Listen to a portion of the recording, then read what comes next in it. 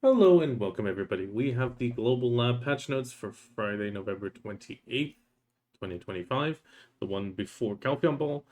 We effectively have some class balance adjustments. So we have, starting off with Warrior, some changes. In the case of the Rushing Stab, the skill's defense has been changed from a forward guard to a super armor. In the case of Awakening, the Tearing the Sky skill will now have an added plus 32 AP for 10 seconds added as well. This effect is identical to the all attack power increase applied when using Greatsword Training and the Greatsword Barrier skills. Then Guardian is getting some changes. They've added a new succession skill to provide a more reliable option for engaging. So first off, we have the in succession, the advance.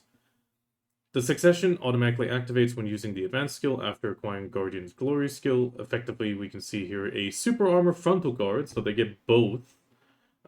Charging forward with, I believe that would be plus 10% DR with a 77.3% PvP damage modifier and a tiny bit of damage of 1,342%.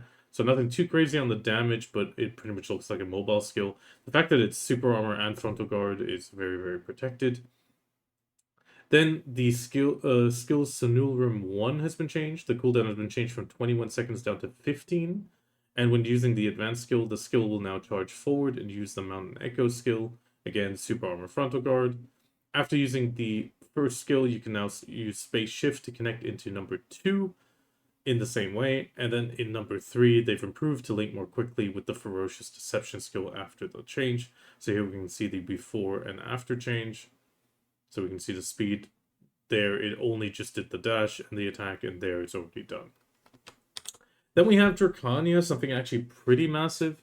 We have the Drakania Succession getting some of its healing love back. The Marktanon scale effect has had its damage reduction rate increased again from 55% up to 80. That is a really nice change, giving it more of a tankiness. It is risky because you're standing completely still, but overall, really nice to see this go back to 80%. In Heart, or in conjunction with this, the Marktanon's Heart skill has also been changed so that Marktanon's scale actually will restore 500 HP 20 times. That is a total of 10,000 HP being able to be recovered up to 70% HP. That is pretty big. It also means that in conjunction with the 80%, this will tank a lot of HP, will back up for you, and in general tank a lot of damage again. One thing that is also quite interesting on the e-buff, the duration of during the duration of the skill effect, the following skills have also been added to increase the ion damage, ion charge. So before that, it was the eviscerate and the stab. This has been expanded to also include Markthanon's realm, or I believe it's the Markthanon's dominion, and also the Brimbolt annihilation. That is actually quite big. I imagine since both of those skills already have the ion charge, it is pretty much the +3 on top of the regular +3 ions recovered. So that means if you are an e-buff, you can now recover a bit extra with Markthanon's Realm. I know Markthanon's Realm isn't used too often, but Brimbolt Annihilation can be used every once in a while. Very risky with a frontal guard, but it does mean you can recover much more ions. Looking if this is enough, since most Draconians will say, hey, ion charging is absolutely ass. But this could be a hopeful change. Maybe they'll add 1 or 2 more super armor skills in this, and then we can be a bit safer, or maybe just the WRMB as well. Just always, as long as debuff is up, they'll increase it, but we'll see about that. Then we have Wukong getting an update. So it has been increased to increase his chance to charge at distant opponents. In fighting Buddha state, the defense state for Pierce and Extend now remain active through the end of the attack rather than ending before it, and also the PvP damage rate in normal state has been increased for adventurers who take advantage of the normal state's faster skill actions compared to fighting Buddha. So first off, we have the Extend skill. The defense judgment for the skill has been changed. It used to be super armor while using the skill. In normal status, super armor while using a skill has been changed to forward guard while using the skill, and in the Buddha state, the same thing. For a super armor until the attack, and then forward guard while using it. Then the speed of the rotation movement when starting the skill has also been changed to be 6% faster when not in Buddha. The Pierce skill has also been changed. So we have in the normal state a forward guard while using a skill going into a forward guard while using, same as before. And then in the Buddha state, it used to be forward guard at the start of the skill, now it's forward guard during skill use. The PvP damage reduction or application rates have also been changed in the regular state. So here we have, before it was 31, actually a bunch of changes. So overall, we'll just go through this. Get Out of My Way has been pushed up to 37.13. So it does 37% of the damage. I'll Beat You Up Good has been pushed up to 41% of the damage. Increase More up to 37. I'll Crush You up to 38. Can't You Stand Up to 45% of the damage. Get Rid of the Lies has been pushed up a tiny bit to 27.6. Very small increase there. All Explode has been pushed up a bit more to 34%. The Extend has been pushed up to 30. I'll Burn Them All has been pushed up a tiny bit to 27.99, so pretty much 28%. It's Really Annoying has been pushed up a tiny bit to 32. Did You Think It Was All Over has been pushed up to 35.6. And One More Time has been pushed up to 25, pretty much. So overall, Wukong getting a little bit more damage. Then we have some fixes on the class modifications. So Ranger, they fixed an issue where the cooldown was not applied when using Merciless Blade skill in conjunction with another, and starting from the second hit. Wizard and Witch, when using the Magic Evasion and Ground Response skills, the phenomenon of falling motions being displayed even on low terrain has been fixed. Dark Knight, when using Scratching Madness, it has been modified so that does not activate when holding down the S key, just like when using Scratching Madness 1 to Jin, I think that's 3 or Pen techniques. In the case of Wusa, the increased casting delay when using Harvest has been properly corrected. Also, I believe this was Wusa. They fixed an issue where the skill would not be cast in the direction of the camera when used for the back off.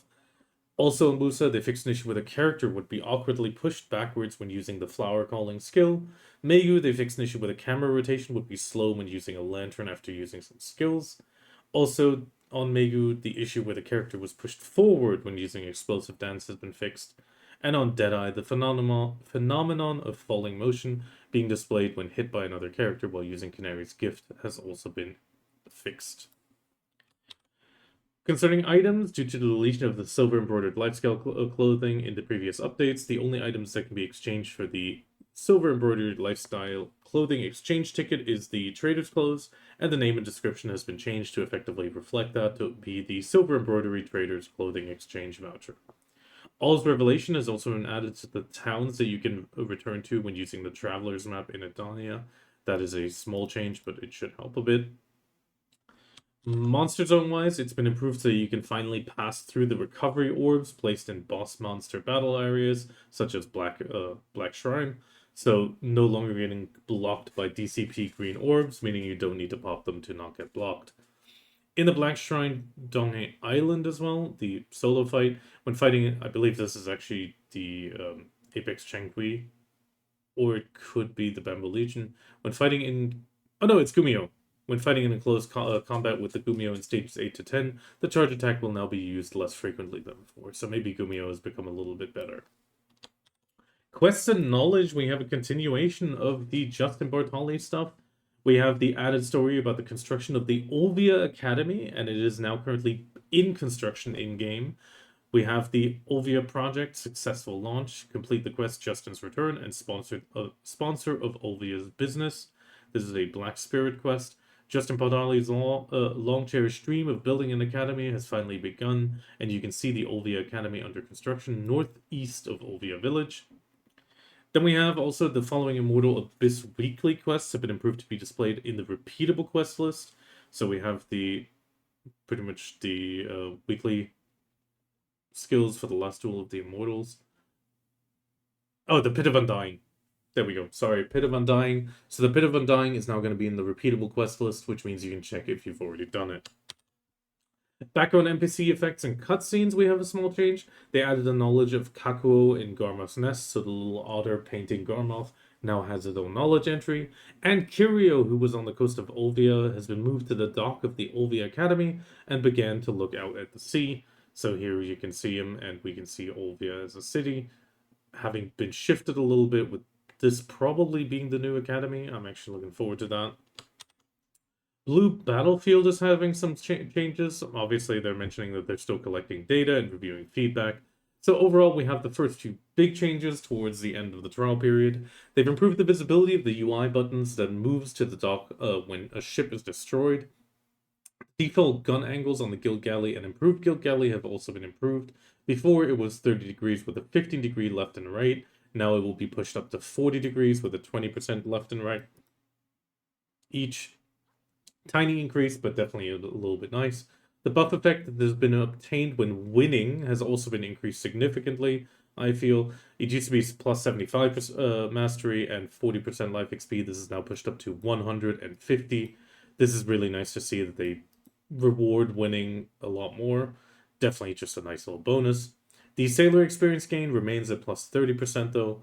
Then we have a return function has been added when Blue Battlefield ends. So for Blue Battlefield participants, the return function will be activated in the upper right corner of the screen immediately after the battle ends, just like the CGG. Upon returning, you'll be transported to the vicinity of the Velia village pier, and at this time, any ships that have been taken out will be automatically remotely recovered. Note that crew members will not experience any decrease in food or illness, and that trade goods and trade items will still be destroyed. It has also been changed so that you can no longer participate in the siege battle by occupying a blue battlefield fortress. Opportunities to participate in the siege battle can only be obtained through the land or ground-based battles. I do hope that they consider actually a blue battlefield siege. I really would love to see that as an extra opportunity for those that pretty much got points during the Node War, the blue battlefield. There's also a big change for the pirates in Blue Battlefield. So when Blue Battlefield is in progress, the penalty for being a pirate with a C reputation below 0 will no longer be applied on the Odalita 1 server or whatever server it's played on.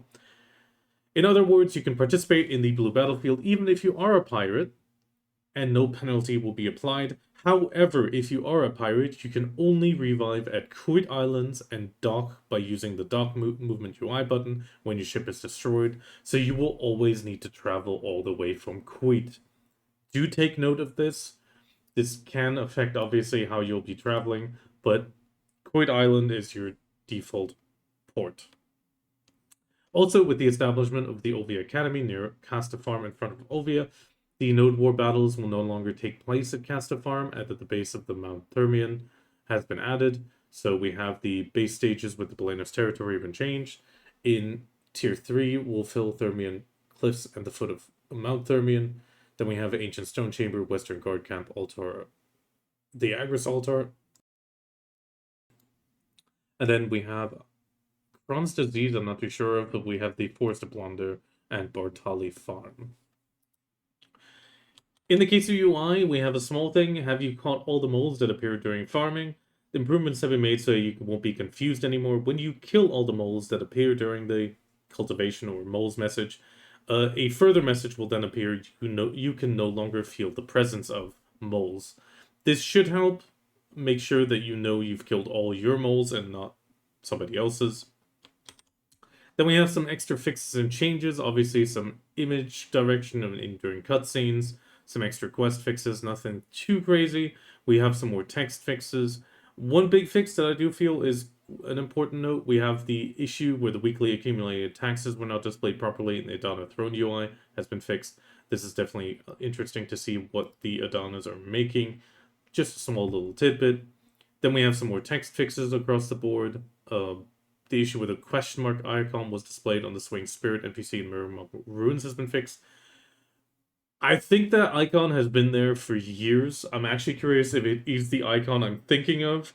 I know there's a few people out there who hunted the question mark and have been frustrated with that one question mark in Mirror Ruins. I really hope it is the icon that we're all thinking of, if you've ever had that issue. I really hope it is. Then we had some issues with the Griffin NPCs had abnormal appearances also being fixed. Also, an issue where items would not be would not be delivered to the Black Spirit's gift box and would fail in certain situations has been fixed. Then we have an issue where the peer movement button was displayed to non-participating guild members of the guild that participate in Blue Battlefield.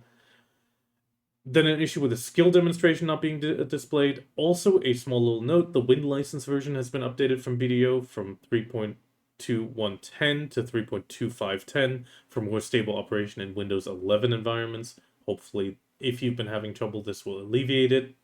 Then we have an issue where the windows on the first floor in California Southgate 2 would not open has been fixed. And in the product information preview of a product registered on the Pro Shop, the issue with the item quantity of the product icon would be abbreviated with when the quantity of a single component item exceeded 4 digits has been fixed. And then finally some more key guide fixes. TLDR-wise, we obviously, the mole message, quite nice to have. Blue Battlefield getting a little bit more love. Looking forward to it. Also feel really good for the pirates out there. You can now participate in Blue Battlefield more freely, maybe even with your guild. Small changes for Olvia Academy. I'm actually kind of looking forward to what they're going to do with this. Or I'm wondering a little bit how they're going to work with it. Hopefully it'll help new players out. Otherwise, the class changes. Wukong getting a little bit more PvP damage. I think he could use it, especially that it's mostly in normal state. The Drakania changes are really, really nice, though. I do wish the increased ion charge would be expanded a little bit, but at the same time, hey, baby steps, hopefully it'll get better. Guardian getting a bit more movement, again, super armor frontal guard, she's so tanky already. I'm surprised that it's just even more tankiness, but hey.